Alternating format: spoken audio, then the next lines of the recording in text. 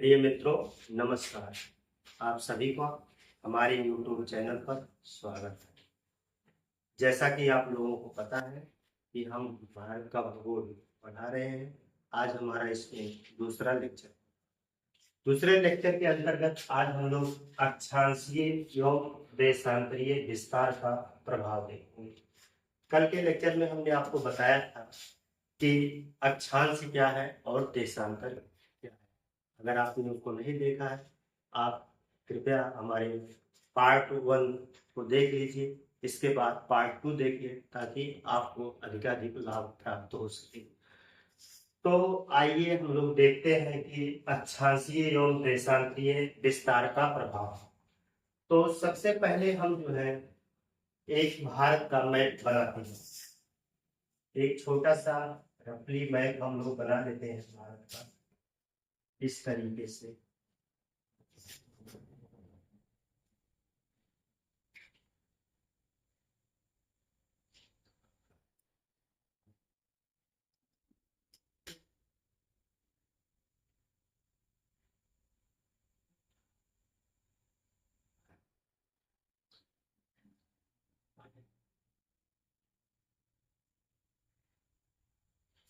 हम लोग भारत का एक छोटा सा मैप बना लेते हैं। ये हमारा श्रीलंका है। अब यहाँ अक्षांशीय और देशांतरीय विस्तार की बात की जाए तो भारत के कीमत से इस तरीके से जो रेखाएं गुजरती हैं वो अक्षांश रेखाएं कहलाती हैं। इस तरीके से रेखाएं क्षैतिज गुजारी गई हैं।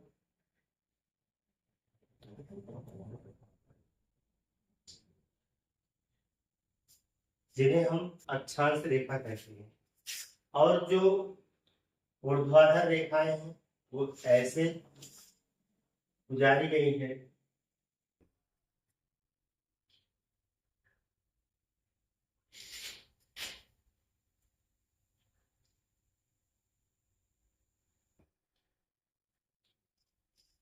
जिन्हें हम देशांतर रेखाएं नाम। जो क्षैतिज लाइनें खींची गई हैं वो अक्षांश रेखाएं हैं और जो ऊर्ध्वाधर लाइनें खींची गई हैं वो देशांतर रेखाएं हैं। अब बात अगर हम भारत की करें तो भारत में मान के ये चल रहा है कि लगभग जितनी अक्षांश रेखाएं गुजरती हैं उतनी ही देशांतर रेखाएं गुजरती हैं। थोड़ा सा अंतर है कि भारत का ये उत्तर से दक्षिण विस्तार, भारत का उत्तर से दक्षिण विस्तार अपेक्षाकृत पूरब से पश्चिम के विस्तार से थोड़ा अधिक है। भारत का ये थोड़ा अधिक है। कितना थोड़ा अधिक है तो आप देखेंगे कि 281 किलोमीटर ज्यादा है। तो आप यहाँ इस पॉइंट को नोट कर सकते हैं कि भारत का उत्तर से दक्षिण का विस्तार पूर्व से पश्चिम के विस्तार से 281 किलोमीटर अधिक है।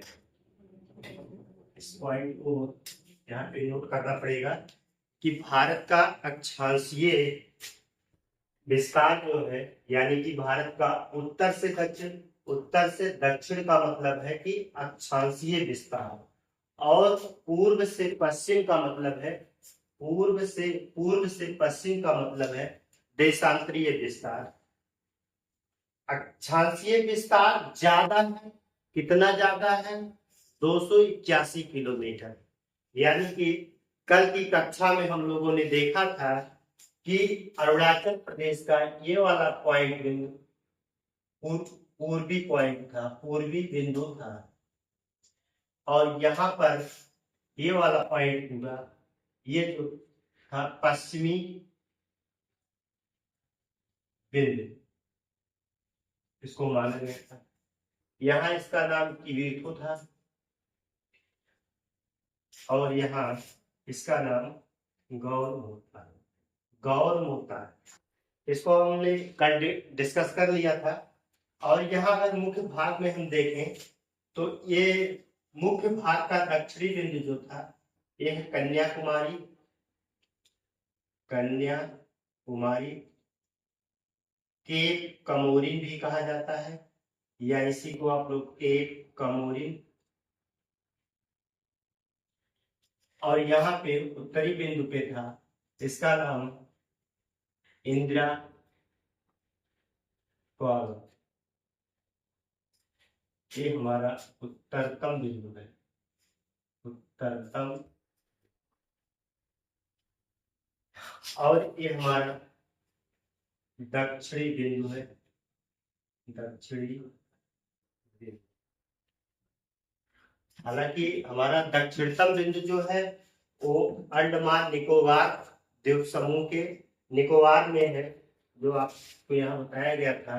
यहाँ पे 4 द्वीप है और नीचे ग्रेट निकोबार, ग्रेट निकोबार।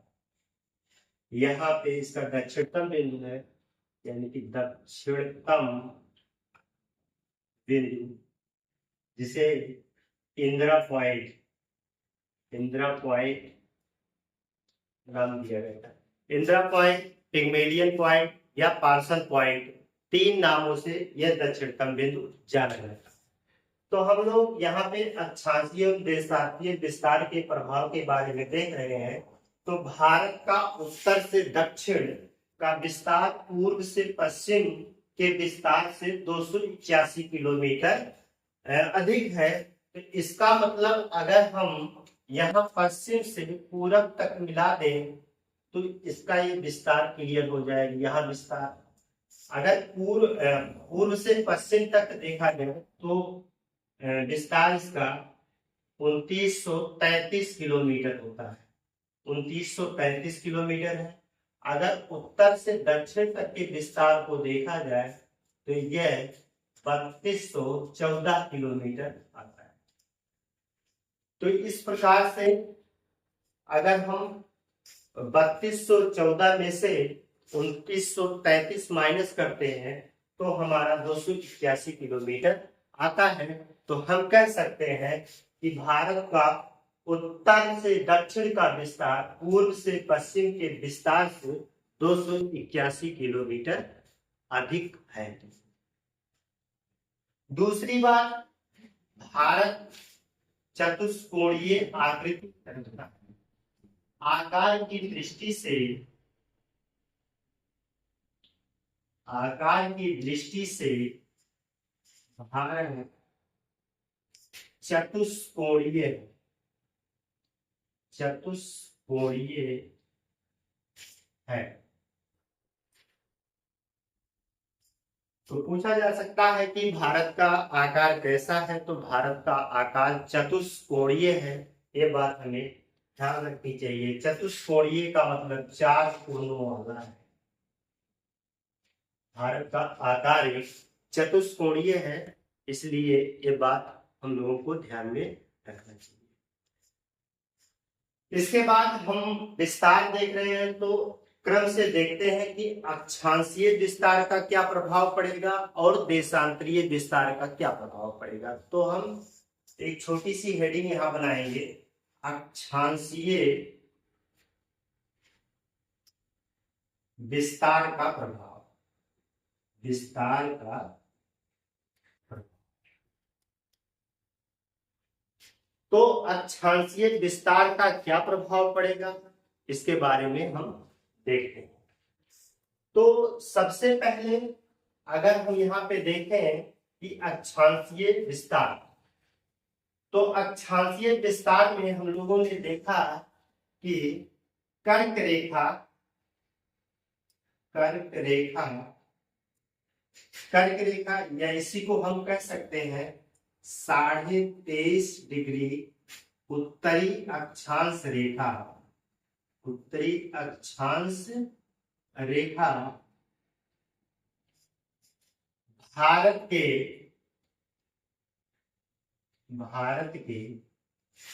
लगभग मध्य भाग से होकर गुजरती है भारत के मध्य भाग से होकर गुजरती, जो हमारी कर्क रेखा है, ग्लोब पर स्थित कर्क रेखा, जिसे 23.5 डिग्री अक्षांश रेखा भी कहा जाता है, वो भारत के लगभग मध्य भाग से होकर जाती है। तो भारत के मध्य भाग से होकर जाती है, तो यहाँ एक क्वेश्चन बनता है कि भारत के कितने राज्यों से होकर गुजरती है। तो इस चीज को हम यहीं पे समझने का प्रयास करते हैं। तो कर्क रेखा, यहाँ पे हम एक दूसरा मैप बनाएंगे।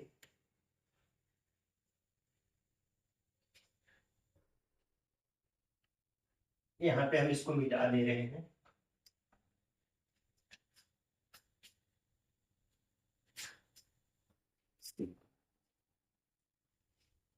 दूसरा मैप बनाए, मैप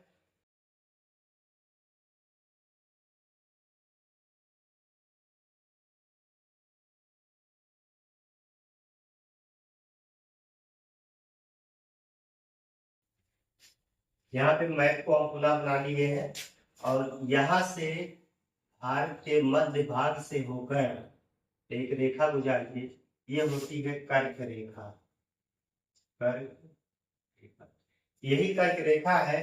कर्क रेखा भारत के लगभग मध्य भाग से होकर जाती है। तो कितने स्टेट पड़ते हैं? तो सबसे पहले हम यहाँ पर कुछ सारे स्टेट को, जितने भी राज्य हैं, उनका निर्धारण कर लेते हैं। जब राज्य का निर्धारण हो जाएगा तब हमें पता चल जाएगा कि कर्क रेखा भारत के कितने राज्यों से कहां होकर से गुजरती है।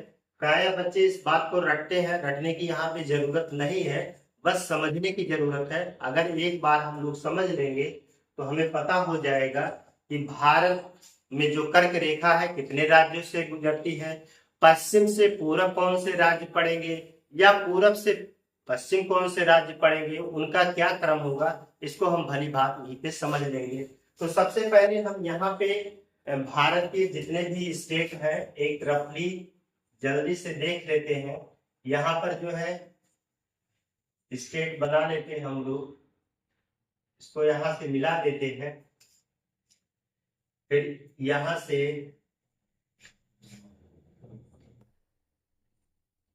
इस तरीके से अपना एक प्यारा यूपी बना लेते हैं।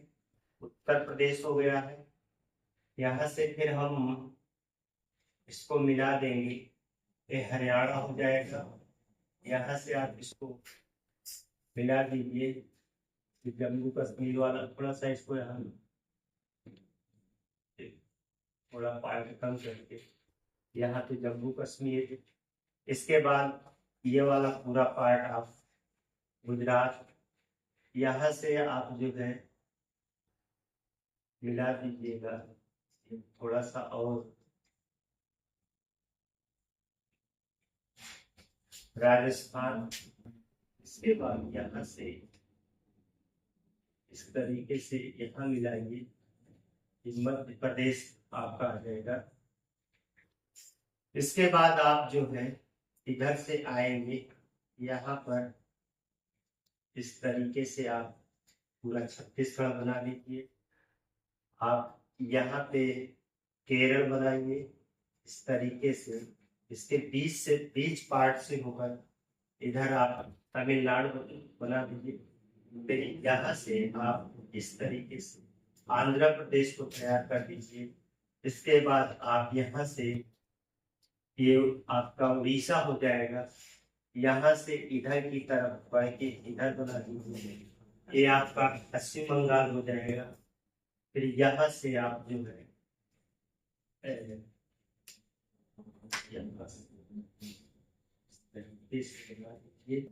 ये आपका तेलंगाना हो गया। इसके बाद इसको यहाँ से मिला दीजिए। गोवा हो गया, कर्नाटक हो गया, सिक्किम हो गया। इस पार्ट से इधर को पूरा मिला देंगे आप, तो ये असम हो गया, यहाँ पे मेघालय हो गया। इस तरीके से आप जो है भारत के पूरे मैप को बना सकते हैं। मैप में जितने भी स्टेट जहां हम उनको दर्शा सकते हैं। वर्तमान में हमारा लद्दाख है, लद्दाख है, ये हमारा उत्तराखंड है, उत्तराखंड है, ये हमारा हिमाचल प्रदेश है, हिमाचल प्रदेश है, ये हमारा जम्मू कश्मीर है, जम्मू कश्मीर है, पंजाब है,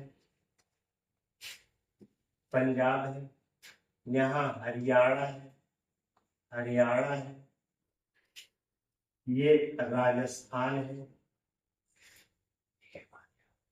ये हमारा उत्तर प्रदेश है। यहाँ पे हम लोग एक स्टेट और बना लेंगे, बिहार है, बिहार है, ये हमारा पश्चिम, यहाँ नीचे बनाते हैं, पश्चिम बंगाल है, ये उड़ीसा है,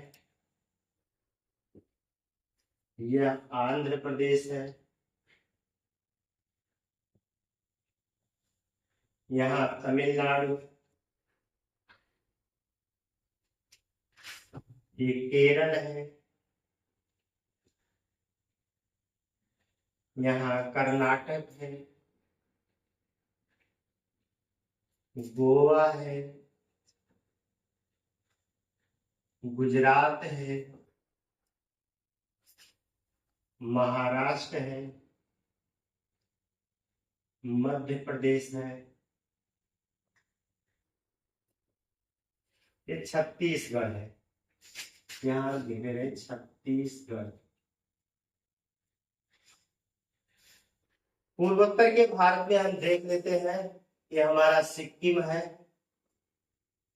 सिक्किम है, ये हमारा अरुणाचल प्रदेश है, यहाँ पे हम लिख रहे हैं अरुणाचल प्रदेश, अरुणाचल प्रदेश।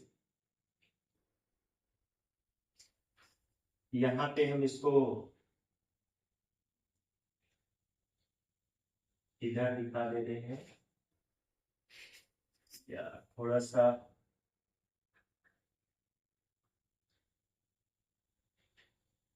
यहाँ असम है, यहाँ दिखा दे रहे असम है। इसके बाद आप देखिए यहाँ पे नागालैंड है,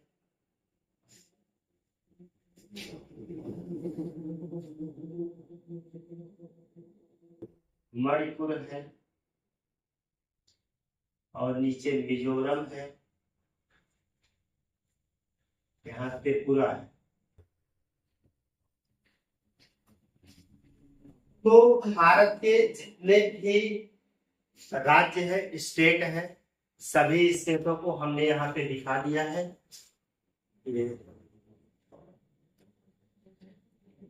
सभी स्टेट को हम लोगों ने यहाँ पे देख लिया है। एक बार पुनः रिवाइज करते हैं। ऊपर लद्दाख है, नीचे यहाँ जम्मू कश्मीर है, यहाँ पे आप हिमाचल प्रदेश, उत्तराखंड, हरियाणा, पंजाब, राजस्थान, उत्तर प्रदेश, गुजरात, मध्य प्रदेश, महाराष्ट्र, गोवा, कर्नाटक, केरल, तमिलनाडु, आंध्र प्रदेश। यहाँ आप तेलंगाना को दर्शा दीजिए, तेलंगाना, तेलंगाना, यहाँ तेलंगाना है। इसके बाद उड़ीसा है, फिर यहाँ पे झारखंड भी दिखा दीजिएगा, झारखंड है, ये आपका झारखंड का, झारखंड, बिहार, पश्चिम बंगाल, सिक्किम, असम, अरुणाचल प्रदेश, नागालैंड, मणिपुर, मिजोरम, त्रिपुरा। तो हमारे जितने भी स्टेट थे, हमने सभी स्टेटों, हालांकि हमने यहाँ पे केंद्र शासित प्रदेशों को अभी नहीं बनाया है, केंद्र शासित प्रदेशों को हम बाद में देखते हैं। पहले यहाँ हमें कर्क रेखा भारत के 8 राज्यों से होकर गुजरती है। जिस बात को हम प्रायः रटते रहते हैं, हम यही पे समझ लेते हैं कि वो 8 राज्य कौन कौन से हैं। जैसा कि हम लोगों को पता है कि भारत के इधर पश्चिम कहलाता है, ये वाला भाग पश्चिम है। भारत के उस तरफ ये पूरब पूरब है, तो पूरब की तरफ है, ये पूरब है। तो अगर हम देखेंगे कि कर्क रेखा भारत के मध्य भाग से होकर गुजर रही है, तो किन किन स्टेटों से होकर गुजर रही है इसको हम देख लेंगे। तो सबसे पहला स्टेट हमारा यहाँ पे पड़ेगा गुजरात। अगर हम पश्चिम से पूरब की दिशा में चलते हैं तो सबसे पहले यहाँ पे गुजरात पड़ेगा। तो 8 राज्य कितने भारत के लगभग मध्य भाग से होकर गुजरती है, यह 8 राज्यों से होकर गुजरती है। 8 राज्यों से गुजरती है। 8 राज्य कौन कौन से हैं? पश्चिम से पूरब, पश्चिम से पूरब इनकी दिशा अगर हम देखें तो ये जो है पश्चिम से पूरब देखेंगे, गुजरात, राजस्थान, मध्य प्रदेश,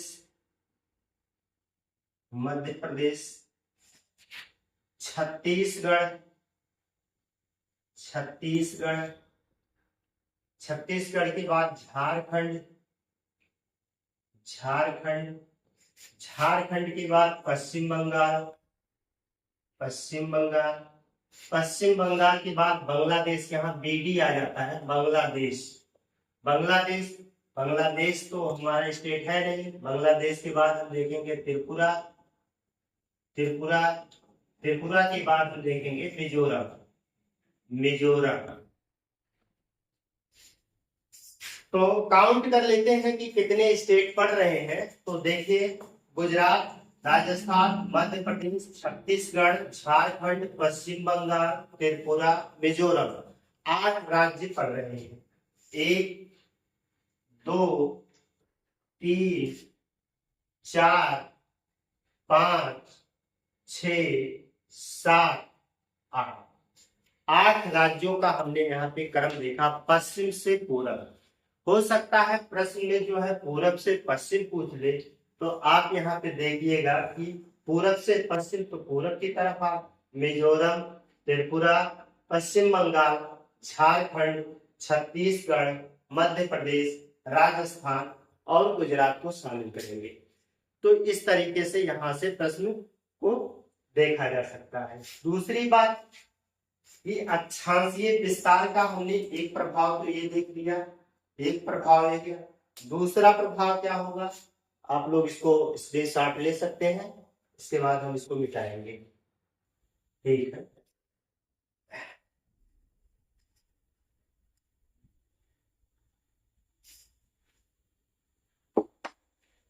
फिर इसका दूसरा प्रभाव ये हो सकता है कि हमारा जो कर्क रेखा है वो भारत के लगभग मध्य भाग से होकर जाता है। तो कर्क रेखा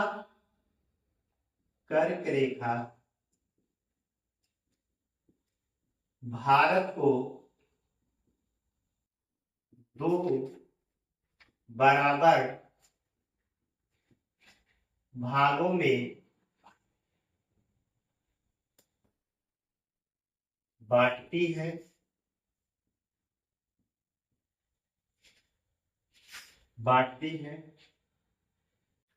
2 बराबर भागों में बांटती है, जिसमें कर्क रेखा के नीचे उष्ण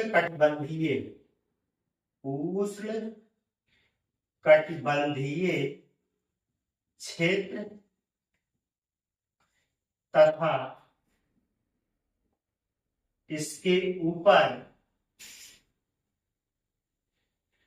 उपोष्ण कटिबंधीय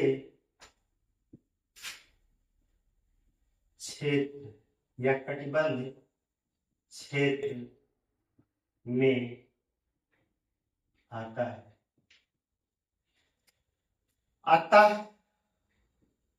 अतः हम भारत की जलवायु को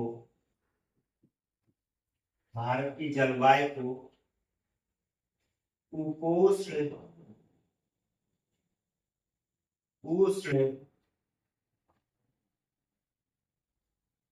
कटिबंधीय प्रकार का कह सकते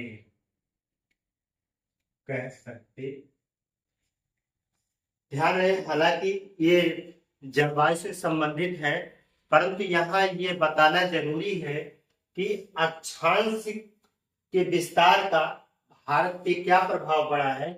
तो कर्क रेखा भारत को 2 बराबर भागों में बांटती है, हालांकि लगभग बराबर भागों में बांटती है, जिसमें कर्क रेखा के नीचे आप देखिए, अगर ये कर्क रेखा है तो इस कर्क रेखा के नीचे उष्ण कटिबंधीय क्षेत्र आता है तथा इस कर्क रेखा के ऊपर उपोष्ण कटिबंधीय क्षेत्र आता है। अतः हम भारत की जलवायु के बारे में कहें तो भारत की जलवायु उपोष्ण उष्ण कटिबंधीय प्रकार की है। तो हमारे यहाँ जलवायु जो है इसी अक्षांशीय विस्तार की वजह से दोनों प्रकार यानी कि उपोष्ण और उष्ण कटिबंधीय का एक संगम दिखाई पड़ता है। इसके बाद हम लोग देखते हैं कि इसी वजह से अक्षांशीय विस्तार की वजह से भारत के दक्षिणी और उत्तरी राज्यों में कुछ दिन और रात में फर्क भी पड़ता है। तो इसका एक स्क्रीनशॉट लीजिए, हम फिर इसे उठाते हैं, आगे फिर बताएंगे।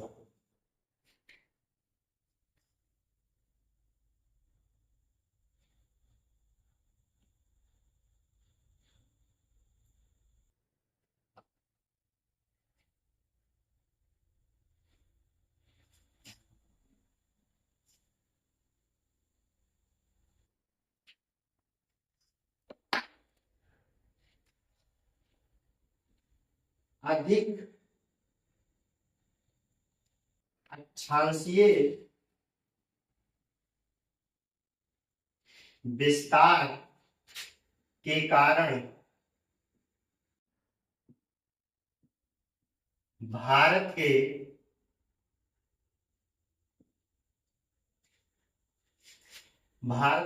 केरल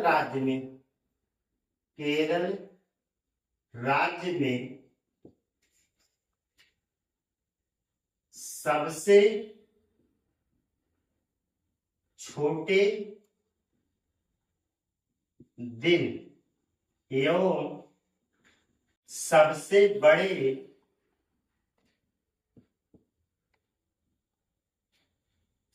दिन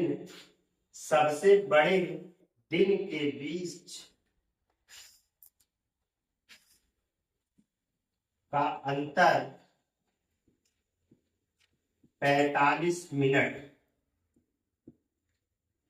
है, जबकि लद्दाख में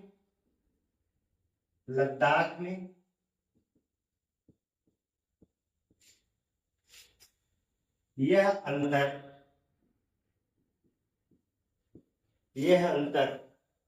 5 घंटे का हो जाता है। 5 घंटे का हो जाता है। यहाँ ये बात भी देखने वाली है, अक्षांशीय विस्तार में हमारा एक तीसरा प्रभाव यहाँ दिखाई पड़ रहा है कि अक्षांशीय विस्तार के कारण भारत के केरल राज्य, आप देखिए केरल राज्य यहाँ पे है और हमारा लद्दाख ऊपर है।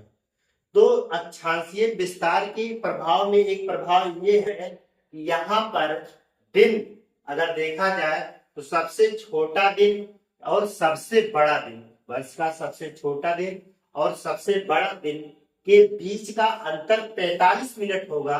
और उसी समय अगर हम यहाँ पे देखें कि लद्दाख में जो भारत के एकदम ऊपर, अब इसके बाद हम लोग जो है इसी संदर्भ में अब कुछ यहाँ पर जो है जिस तरीके से अक्षांशीय विस्तार को हम लोगों ने देखा, अब यहीं पे हम देशांतरीय विस्तार के प्रभाव को भी देख लेते हैं।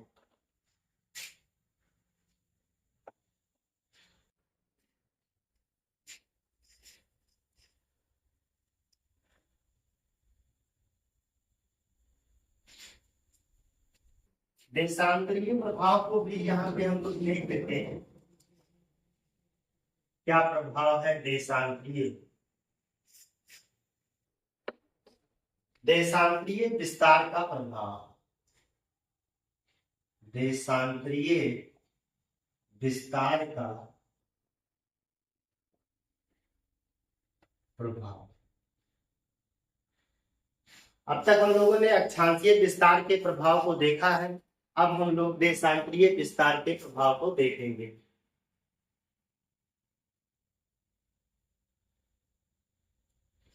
देशांतरीय विस्तार के प्रभाव में हम लोग देखते हैं कि अब चूंकि हमने देखा था कि देशांतर रेखाएं और अक्षांश रेखाएं लगभग समान हुई है, जो भारत के बीचों बीच उत्तर से लेकर दक्षिण तक के अक्षांश रेखाएं, पूरब से लेकर पश्चिम तक देशांतर रेखाएं लगभग एक समान है। 30 देशांतर रेखाएं हैं जो भारत के मध्य भाग से होकर गुजरती है और 30 अक्षांश रेखाएं लगभग भारत के मध्य भाग से होकर गुजरती हैं, तो लगभग बराबर है। तो इसमें हम देशांतरीय विस्तार को देखते हैं, तो इसमें देखेंगे कि 82.5 डिग्री देशांतर रेखा भारत के मध्य भाग ब्रैकेट में आप इलाहाबाद के नैनी से होकर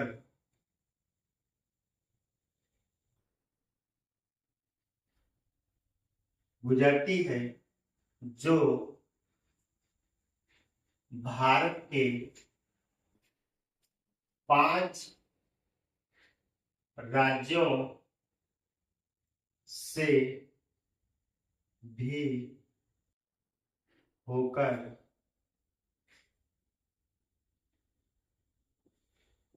गुजरती है, जो भारत के 5 राज्यों से भी होकर गुजरती है। आज इसी चित्र के माध्यम से हम लोग देखेंगे कि भारत के 5 राज्यों से होकर के हमारी 82.5 डिग्री देशांतर रेखा गुजरती है। तो हम मान लेते हैं कि हमारा उत्तर प्रदेश है, उत्तर प्रदेश का इलाहाबाद है, यहाँ से हम एक 82.5 डिग्री देशांतर रेखा खींचते हैं और इस तरीके से गुजारेंगे। चूंकि देशांतर रेखाएं कुछ कर्व के आकार की होती है, तो इसलिए धीरे धीरे वो मुड़ जाएंगी। तो आप देखिए उत्तर प्रदेश, मध्य प्रदेश, छत्तीसगढ़, उड़ीसा और आंध्र प्रदेश 5 राज्यों से होकर गुजरेंगे। 5 राज्यों से होकर गुजरेंगे। वे राज्य कौन से हैं उनको हम यहीं पे नोट कर लेंगे। 5 राज्य कौन से हैं यहीं पे हम नोट करेंगे। तो उत्तर प्रदेश, मध्य प्रदेश, छत्तीसगढ़, उड़ीसा एवं आंध्र प्रदेश से होकर, या इतना ही दे दीजिए, आंध्र प्रदेश से होकर गुजरेंगे। तो 5 राज्य हैं, उत्तर प्रदेश, मध्य प्रदेश, छत्तीसगढ़ एवं आंध्र प्रदेश से होकर के हमारी ये 82.5 डिग्री देशांतर रेखा गुजरती है। तो 82.5 डिग्री देशांतर रेखा ये भारत के लगभग मध्य भाग से होकर गुजारी जाती है। यही रेखा यानी कि आप यहाँ कह दीजिए 82.5 डिग्री देशांतर रेखा भारत की मानक समय रेखा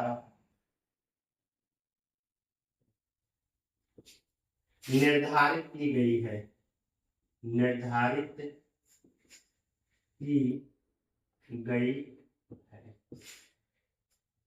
82.5 डिग्री देशांतर रेखा भारत की मानक समय रेखा निर्धारित की गई है। तो हम लोग जो है अगले क्लास में अब देखेंगे। तब तक के लिए धन्यवाद।